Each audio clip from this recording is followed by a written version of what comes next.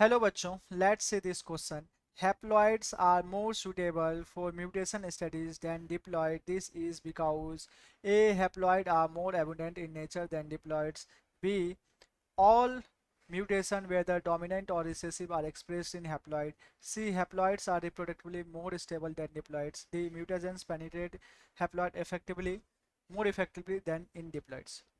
बच्चों, सबसे पहले हम समझते हैं की कॉन्सेप्ट.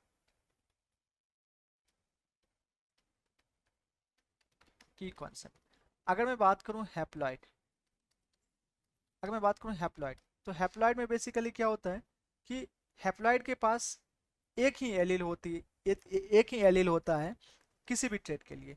सपोज अगर मान के चलिए आपके सामने मैं एक सेल बना रहा हूँ और इनको अगर मैं बोल रहा हूँ 2n, तो इनमें दो इस तरह से क्रोमोसोम्स होंगे. अगर मैं एक सेल बना रहा हूँ, अगर इसको मैं बोल रहा हूँ n, दैट इज हैप्लॉइड. अगर मैं इसको कह रहा हूँ हैप्लॉइड, तो इसमें हाफ नंबर ऑफ क्रोमोसोम्स होंगे as compare to the diploid. तो यहाँ पे हम लोग ये देख सकते हैं कि हैप्लॉइड के पास मात्र एक ही एलील है. एक ही एलील है. अब इनके पास एक ही एलील गया, हो सकता है कि ये डोमिनेंट वाला हो सकता है ये डोमिनेंट वाला हो सकता है ये रिसेसिव वाला गया हूं रिसेसिव वाला गया हूं. तो अगर दूसरा एलील नहीं भी आया तो ये अपने आप को आसानी से एक्सप्रेस कर सकता है. Thus, all mutation, whether dominant or recessive, are expressed in haploid. तो इसलिए haploid are more suitable for mutation studies because haploid के पास एक ही वन पेयर ऑफ क्रोमोसोम्स होता है. तो वन एलील होता है, हम लोग कह सकते हैं अच्छे से वन एलील होता है, या तो वो डोमिनेंट फॉर्म में होगा या रिसेसिव फॉर्म में होगा. तो अगर अगर सिर्फ और सिर्फ अगर डोमिनेंट है तो डोमिनेंट अपने आप को एक्सप्रेस करेगा ही, और अगर दूसरे सेल के पास सिर्फ और सिर्फ रिसेसिव है तो वो भी अपने आप को एक्सप्रेस करेगा.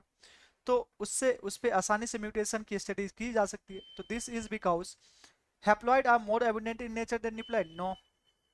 All mutation whether dominant or recessive are expressed in haploid. Yes, B correct. Haploid are reproductively more stable. No, ये गलत, बिल्कुल गलत स्टेटमेंट है.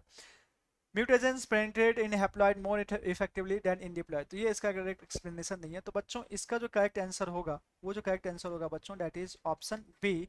दैट इज हैप्लॉइड में किसी भी ट्रेट का एक एलील होता है, या तो वो डोमिनेंट फॉर्म में होगा या रिसेसिव फॉर्म में होगा, तो वो आसानी से अपने आप को एक्सप्रेस कर सकता है. तो म्यूटेशन की स्टडी वहाँ की जा सकती है. I hope you will understood this question. Thanks, best of luck.